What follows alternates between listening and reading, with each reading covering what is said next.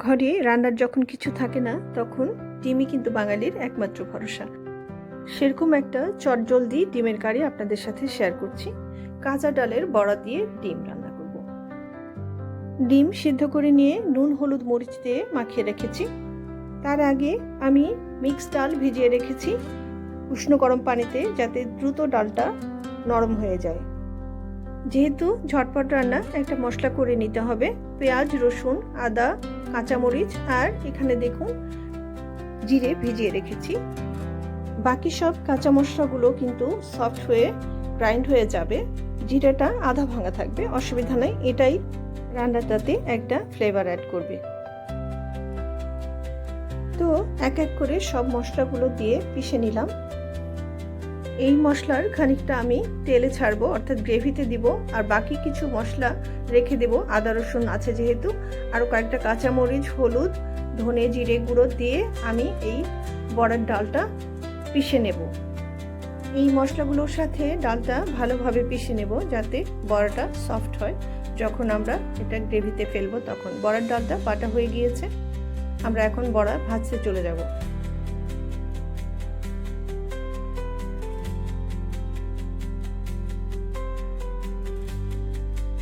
আজ আমি 3টা ডিম রান্না করছি, তাই 7-8টা বড়া ভেজে নেব লাল করে, খুব একটা পুড়িয়ে ফেলবো না। ডিমটাও একটু তেলে সাঁতলে নেব বা সিজলিং করে নেব। একটা শুকনো মরিচ আর জিরের ফোড়ন দেব। একটু পেঁয়াজ কুচি দিয়ে বাদামি করে ভেজে নেব। আর গরম মশলা বলতে শুধুই 2টো ছোট এলাচ দেব, আর কোনো মশলা এখানে নেই। লবণ দেব স্বাদ মতো।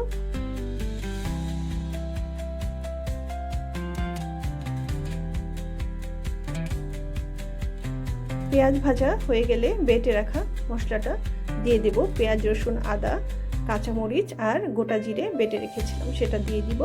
সাথে একটু হলুদ মরিচের গুঁড়োও অ্যাড করব। একটু সামান্য ধনে বাটা গুঁড়ো দিব।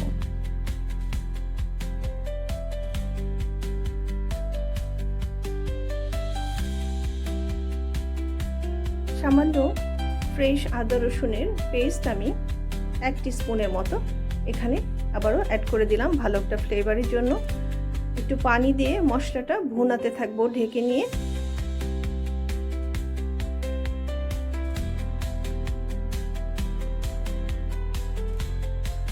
মশলার কাঁচা গন্ধটা যতক্ষণ পর্যন্ত যাচ্ছে না, সামান্য একটু করে পানি দিয়ে ভুনিয়ে নিতে থাকবো।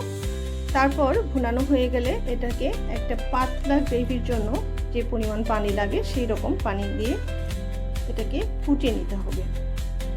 বলক উঠে আসলে আমরা বড়াগুলো, ভেজে রাখা বড়াগুলো দিয়ে দিব। বড়াগুলো 2-3 মিনিট আমরা একটু গ্রেভির মধ্যে ফুটিয়ে নিব। তারপর আমরা ডিমটা অ্যাড করে দেব। ডিম অ্যাড করে বেশিক্ষণ রান্না হবে না, আরও 2-3 মিনিট রান্না করলেই খুব সাধারণ আর সহজ চটজলদি এই রান্নাটা হয়ে যাবে। খেতে তো দারুণ লাগবে, বলাই বাহুল্য গরম ভাতের সাথে। আমাদের বাড়িতে এটা মসুর ডাল দিয়ে করা হয় বড়াটা। আজকে মিক্স ডাল ইউজ করেছি, মসুর ডাল ছিল না বলে। মসুর ডালে খুব ভালো হয়। কাঁচা ডালের বড়া দিয়ে ডিম খুব দ্রুত রান্না হয়ে গেল। যদি ডিম এভাবে রান্না আগে না করে থাকেন অবশ্যই করে দেখবেন।